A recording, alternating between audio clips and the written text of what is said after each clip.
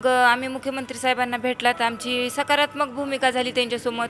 म्हणजे आम्हाला इतका मुख्यमंत्री साहेबांनी टाईम दिला की स्वतः आम्ही सगळी आमची 21 महिन्याची व्यथा सांगितली तरी आम्हाला मुख्यमंत्री साहेबांनी अजून म्हणजे असं काही त्यांनी हे नकारात्मक भूमिका आम्हाला त्यांची दिसलीच नाही। त्यांनी सगळं लगेचे लगे लिखी लिहून SP सरांकडे आदेश पाठवले की पंकज कुमार सरांची पुन्हा सपकाळ सरांची आणि साबळे सरांची नियुक्ती SIT मध्ये करा आणि जेवढी पोलीस यंत्रणा लागेल बीड जिल्ह्याची तेवढी ह्या SITला द्या।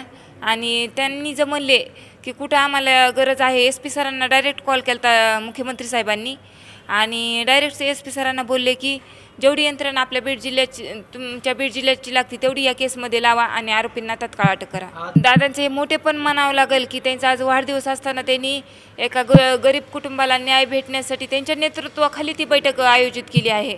त्या बैठकीत सगळ्यांना निपक्षपाती सगळ्यांना बोलवलं आहे दादांनी आणि म्हणजे त्या बैठकीमध्ये न्यायाच्या लढ्याचा पुन्हा कसा वेग म्हणजे पुढं काय काय करावं लागेल हे दादा आज सांगणार आहे। त्यांच्या मार्गदर्शनाखाली आम्ही पण न्यायाचा लढा चालूच ठेवणार आहोत। म्हणजे ह्या केसमध्ये गती केव्हा झाली जेव्हा मी विष प्राशन केलं त्यावेळेस जरा प्रशासनाने जोर घेतला। जितेंद्र आव्हाड साहेबांनी लक्षवेधी मांडली विधानभवनात, प्रकाशदादा सोळंके यांनी मांडली, त्याच्यावर मुख्यमंत्री साहेबांनी दिलं की कोणालाही पाठीशी घातलं जाणार नाही। तरी पण मला थोडंसं बेचैनच होऊ लागलं की तिथं विधानभवनात मांडून बी काही आपल्याला न्याय मिळू शकत नाही असं मला वाटलं। मग मी दादांना आवाज दिला की दादा मला तुमच्या ह्या न्यायाच्या लढ्यात तुमची गरज आहे। मग मी दादांना पहिला प्रश्न केला की मला मुख्यमंत्री साहेबांशी भेटायचं आहे। मग दादांनी मला मुख्यमंत्री साहेबांची भेट बी घडून दिली। आज व्यापक बैठक बी ठेवली आहे। आता म्हणजे सुप्रियाताईंनी बी संसदेत हा विषय मांडला।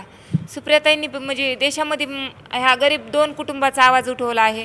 म्हणजे सगळ्याचं सहकार्य आहे आपल्याला या न्यायाच्या लढ्यामध्ये। आमच्या 2 कुटुंबांसाठी जे आमच्यावर अत्याचार झाला आहे ते सगळ्यांना एवढे महाराष्ट्र जनता आहे ते आपल्या पाठीशी आहे। त्यामध्ये श्रेय म्हणलं तर मनोज दादा यांना मी देऊ इच्छिते कारण मला त्यांनी मुख्यमंत्र्यांची भेट घडून दिली आणि मुख्यमंत्री साहेबांना मी माझी व्यथा सांगितली 21 महिन्याचं कसं झालं आहे काय झालं आहे। म्हणजे मला एकदम पोलीस प्रशासन हसण्यात आलं एवढं पण मी त्यांना सांगितलं। मग त्यांनी तत्काळ सगळ्या अधिकाऱ्यांची बदली करून ह्या SITमध्ये दिली।